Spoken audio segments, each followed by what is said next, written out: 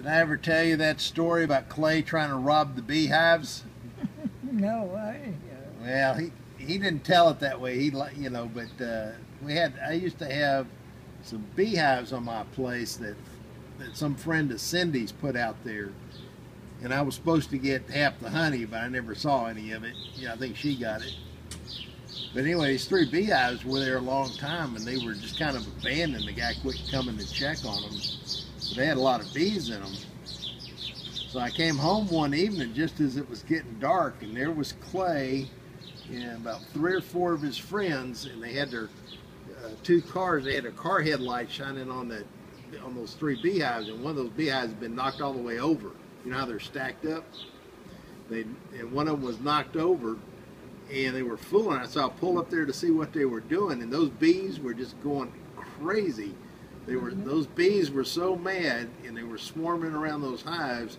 You could hear it even with your car engine running inside your car. They were just buzzing so loud. So I asked Clay what they were doing, and he told me a story. He said they had accidentally knocked it over when they were getting firewood. Of course, it was summer, so there's no reason to get firewood. Turned out later, I found out they were trying to steal the honey, and they knocked one of the hives over, so they were trying to put it back up, but the bees wouldn't let them get near it. So he and his friend were trying to make some bee outfits so they wouldn't get stung.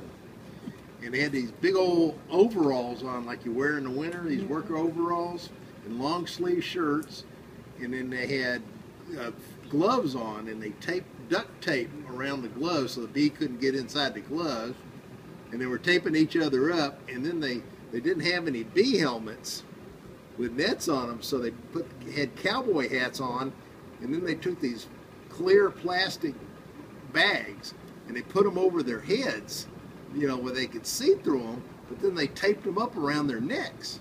And they taped this one guy up, and then they started working on Clay, putting his on, and that guy that they taped up, I saw that plastic bag started getting all fogged up because it didn't have any air in there. And all of a sudden he started clawing at his face, and he fell over on the ground. He couldn't breathe. And I was still in my car, and I hollered out the window. I said, check that guy. And he was in there. He couldn't breathe because they taped up that bag around his head. And they started poking holes in it with a stick so he could breathe. So they poked holes in both bags, and they still had these bags around their head. And these bags, when they would breathe, would kind of go in and out, even though they had holes in them. And so I'm in the car. I got the windows rolled up because those bees are just really mad. They're just like smoke swirling around. And so Clay and this other guy go up there, and they try to pick up the hive and stack it back up. And all of a sudden, one of them thought he got a bee in his inside his thing, and he turned out he just thought he did, but but at the time he did. I see him. He started slapping it at his head like that, and he fell down on the ground, rolling around, slapping his head. And Clay got scared and took off running. And he's wearing that bee suit with that plastic bag over his house, and he ran right into the electric fence that we had around him.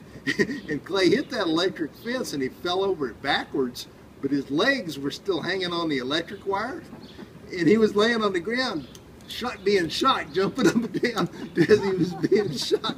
He was up there about 2 minutes before he got off that fence.